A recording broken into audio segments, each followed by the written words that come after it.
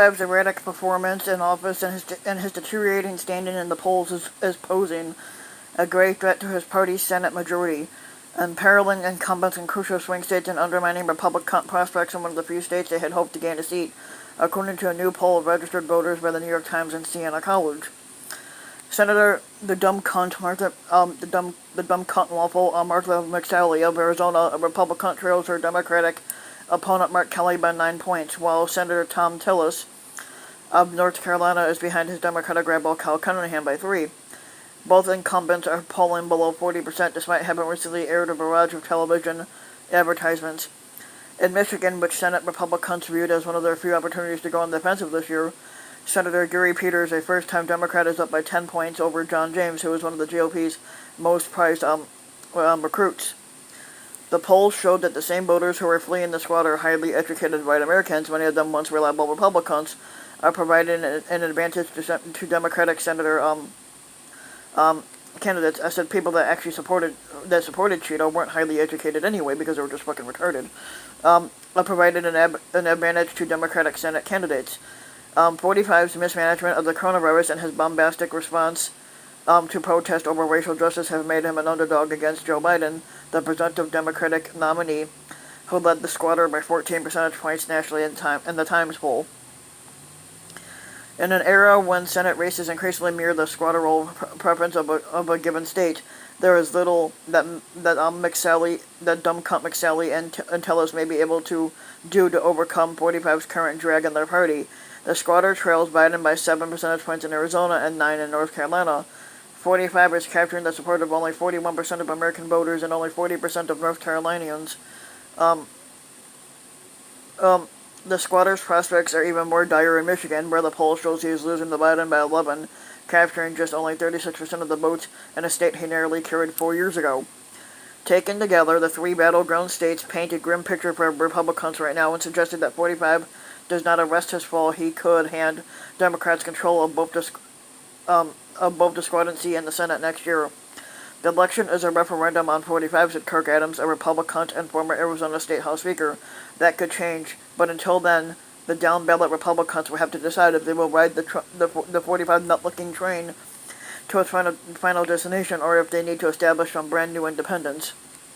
Jill Cohen, a 52-year-old resident of Tempe, Arizona, who was a Republican until 2016, said she would have a difficult time supporting a Senate candidate who aligns herself with 45 in his views. I look to a leader of our country to be someone who's unifying, who is welcoming, who is inclusive, and who I can tell my children to look up to. And she says that, and she basically added that 45 is none of these things, which he's not.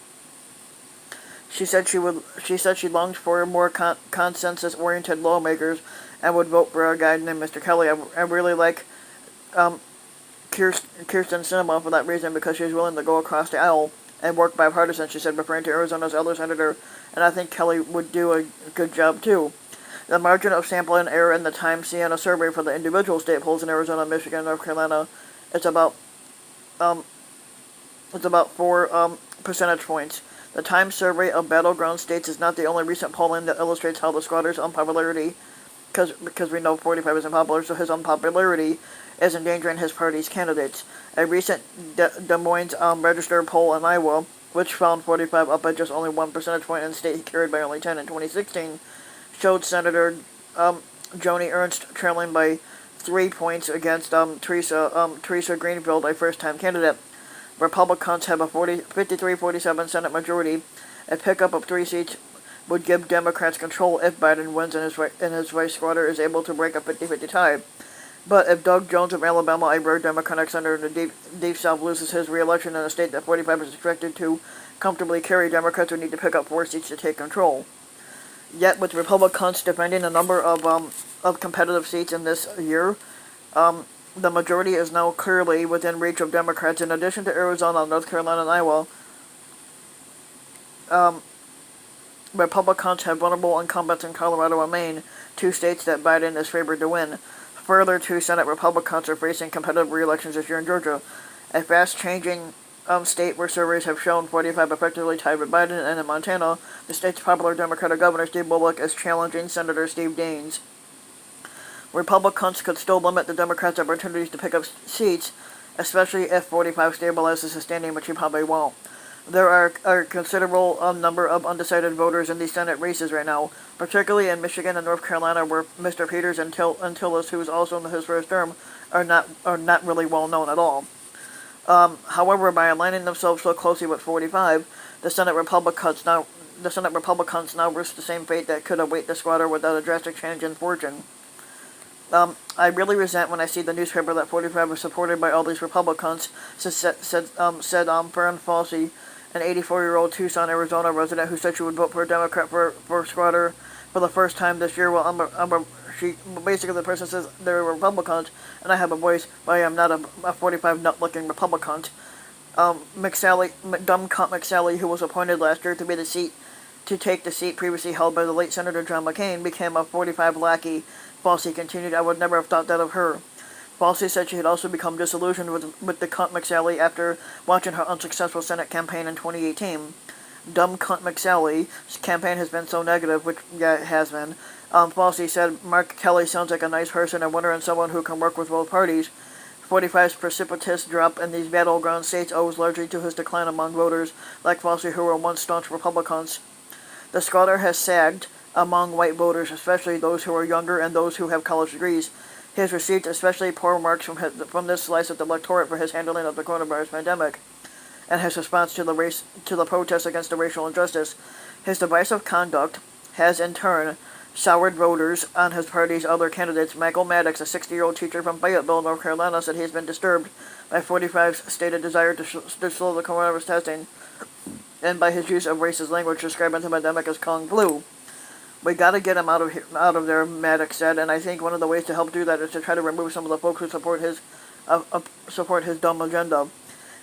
Maddox, who said he's been unnerved by what he said was Tillis' silence in the face of these and other remarks by 45.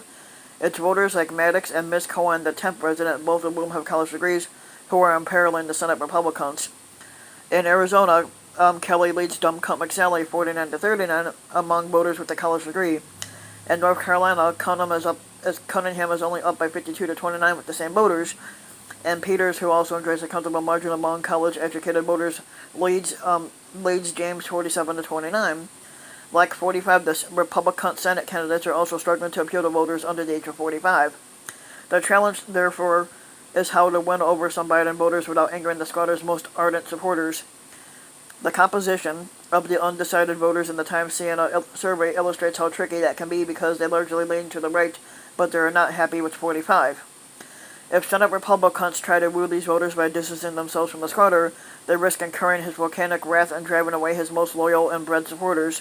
In the fashion of a handful of congressional candidates who lost in 2016, it's a difficult needle to thread and requires astute political maneuvering to hold the 45 voter and attract the swing voter, Adams, the former Arizona speaker, noted.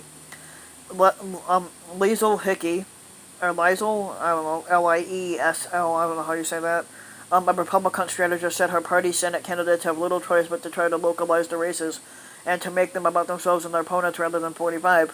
These senators have strong brands and have worked hard for their states so they could run on delivering for their constituents, said Ms. Hickley, adding, "What else can they do?"